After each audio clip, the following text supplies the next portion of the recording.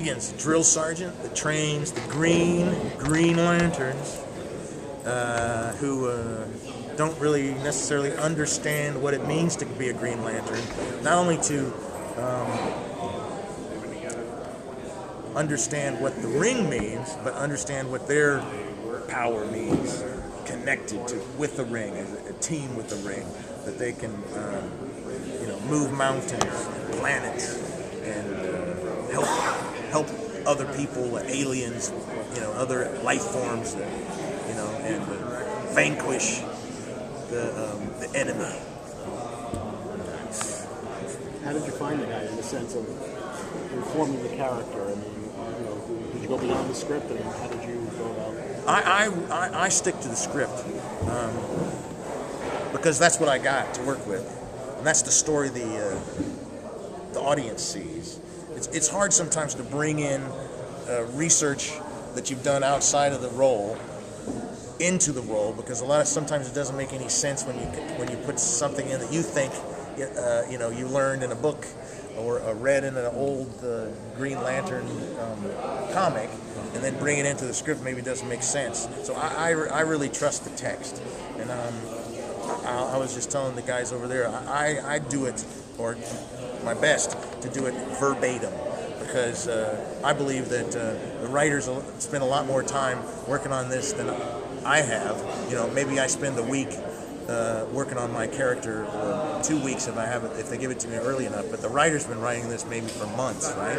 So they have a lot better idea of the arc, the sense of it, the moral of the story. What's the payoff, and then my job is to bring it to life. And well, that's where you get to act, right? Right. You get to actually bring their words to life. So you don't change the words, but you have the ability to emphasize certain things, bring it out in a certain way. Is that an interesting challenge of doing anime? Yeah, well, that's the words? fun, It's what's fun is getting inspired, right? Is opening yourself to inspiration by the text, by the story, and with the director. When you get in the room with Andrea, she inspires me to do things that I would never have thought of, in my bedroom reading the script. Or I always take my script around the block with me, and I read the thing while I'm walking around the block, because it helps me. I don't know. It expanded in my mind as opposed to just sitting there reading like this. Because when you get into the room where you record it, it's very dynamic. You move around, you're on your feet. At least I always do it on my feet. I don't know. I don't know if I answered your question. How much is your own interpretation versus the director saying, read it this way or play it this way? Or I just go with my instinct, and if they like it, I keep going, and if they think it should go a little different direction, then it's my job as an actor to go there, man, and see what, and let that inspire me, so that's what I do. Just doing voice acting versus towards doing like TV shows, Prison Break, how is that different? Well, it's different. Like in a TV show or movies, right, especially, I'll do a little Shakespeare for you to show you the difference. All right, this is movies. Mad world, mad king, mad composition. John, to stop Arthur's title in the hole, hath willingly departed with the part. And France is all our conscience mother. Zeal and charity brought to the field as God's own soldier. That's television and film. This is theater and animation. Mad world, mad kings, mad composition. John, to stop Arthur's title in the hole, hath willingly departed with a part. See the difference?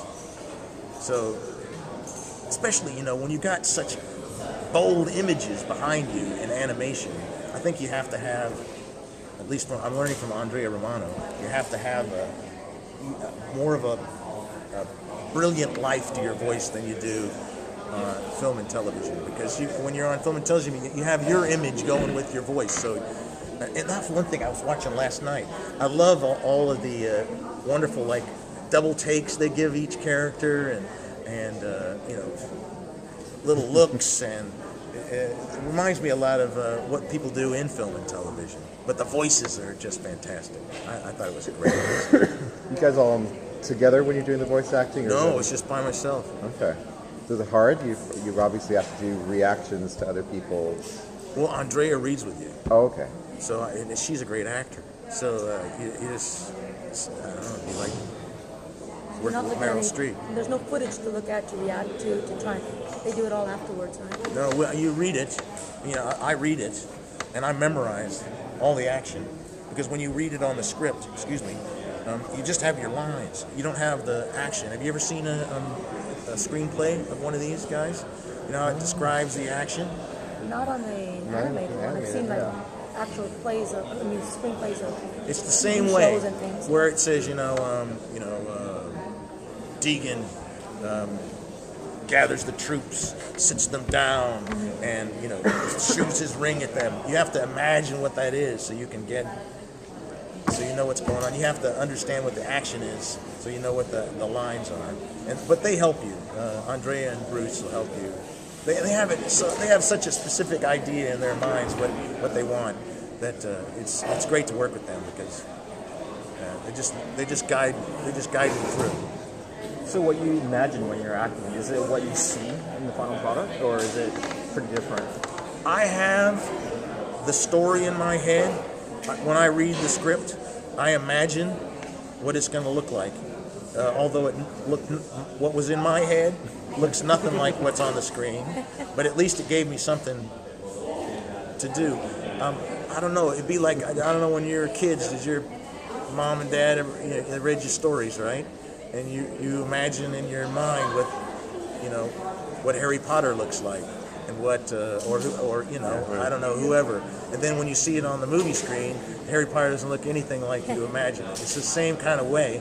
But what's great is that when you imagine it in your head, the sky is the limit. So you can bring yourself to life that way by just reading a story and imagining. I don't know. I'm reading War and Peace now in the last book, and what does Natasha look like? What does Andrew look like? What does the old man look like? I don't know. It's and then you see the movie and you're like, they didn't look like anything like I thought they looked. But this one totally blew me away because it's just so brilliant, and I could never have imagined it so fully realized like this has been. So I think it's a great show. And finding the voices. Now, my memory, I saw it a while ago. I didn't see it last night. Your voice is quite different. Yeah, I do. Where did that start? You do what? I don't know. I don't make choices. A lot of actors make choices, make conscious choices on how they're going to walk, how they're going to sound, how they're going to... I don't. I just let it happen to me. It feels more honest that way. I don't know. I go in the room, I have an idea, and I see what happens to me. No matter whether you're playing a space alien or a guy in Prison Break. Yeah. I mean, Bellic, I put that uniform on, and all of a sudden I was Bellic. I got a great story about that, actually. When we were shooting the pilot, I really believe in chance.